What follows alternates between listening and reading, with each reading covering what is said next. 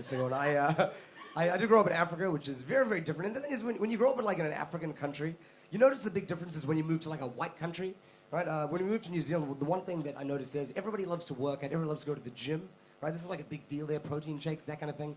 This is not such a big deal in Africa, right? But I would love for someone to explain this concept of a gym to an African child. You know, I'd love this. I call the kid over like, Sipo, Sipo, Sipo, come, I'm gonna show you something. Come. This is a gym.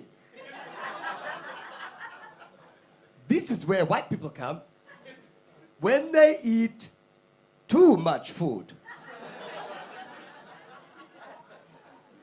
This is a personal trainer. He did not get a proper education.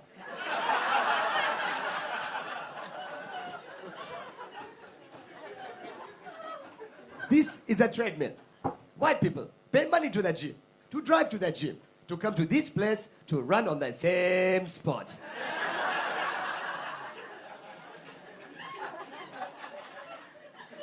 They pay £25 a week, but most of the time, they eat so much food, they cannot be afford to go.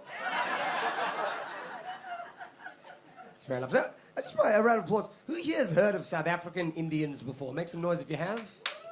A couple of you, yeah? So, fun fact about South African Indians. Outside of India, we have the largest population of Indians. We have over 4.5 million Indians that live in South Africa. You guys are probably wondering, what the fuck is so popular in South Africa that all the Indians decided to go over? We didn't actually decide to go over. We were taken there 161 years ago by the British to work the sugarcane plantations, right?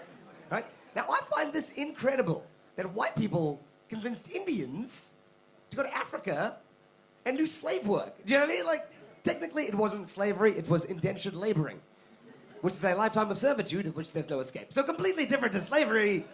But I'm not even angry at you English people. I am more impressed at the sales pitch. What the fuck did you say to get the Indians on the boat? Well, you rocked up to India one day, so they go, hello, Indians, hello, yes, gather round, yes. We have got the most wonderful opportunity for you. Yes, we're going on a trip to an exotic place called South Africa. Yes. Plenty of work, lots of sun, a few wild animals. Rawr. It's going to be... It'll be rather exciting. And the Indians, it's like we fucking fell for it. Hook, line, and sinker. It's like we were hanging out being like, oh my God, yeah. I just got a boat and everything. I think you should totally go. Take the whole family. And then when we got there, the British were like, oh, it's a bit of a mix-up, really. Quite silly boys, my face red. Bit of a stuff up with the paperwork, and turns out you're all slaves. And that's how we got there. That's where we've been for the last few generations. Now I live in Australia. Me and Kyle, we tour around Australia. But technically, I was brought to Australia against my own will. So I'll explain what happened. I was living in New Zealand with my parents, with my family, and my dad called me up one day and he's like, son, what are you doing this afternoon? I was like, oh, Dad, I'm about to go to work. What are you doing? He's like, I want to cancel that.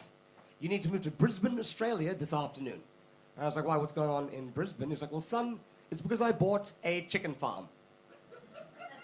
As if that was the plan. The whole time, we should never discuss with anyone. So now when I'm not doing this, I'm literally learning how to become a chicken farmer. Now, who here has been to Australia? Or make some noise if you have. Yeah. Did you stick around for quite a while, or did you just short visit? I was there for like a couple of months. Couple of months? Yeah, fair enough. So, I don't know if you know about this, but I think there's some new law changes. If you hold an English passport or a British passport and you want to stay in Australia for more than a year, I think you've got to do 88 days of farm work. Have you heard about this?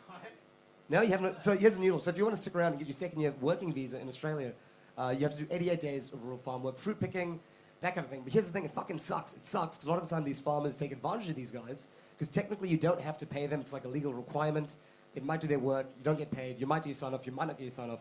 And you go away, right? It sucks. It's corrupt, blah, blah, blah. Now, like I said to you, my dad has just bought a farm out in Brisbane, Australia, which means theoretically we can own white slaves, yes.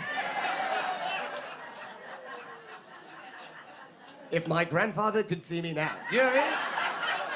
Every time I do that bit, I imagine like my dad is like the old Indian slave master, you know, just whooping English people in the fields, being like,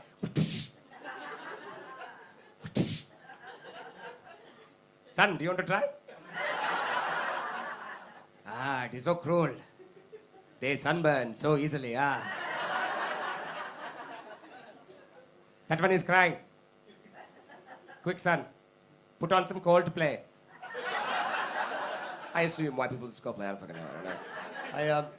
I was in London. I did that bit, and there was a girl in the front row, and she got super offended because I think she did a farm work and she got like fucked over or whatever it was. And she's like, "Oh no, you don't understand. It's really tough. It's really hard." And I was like, "Oh no, I would love to see the movie about that struggle."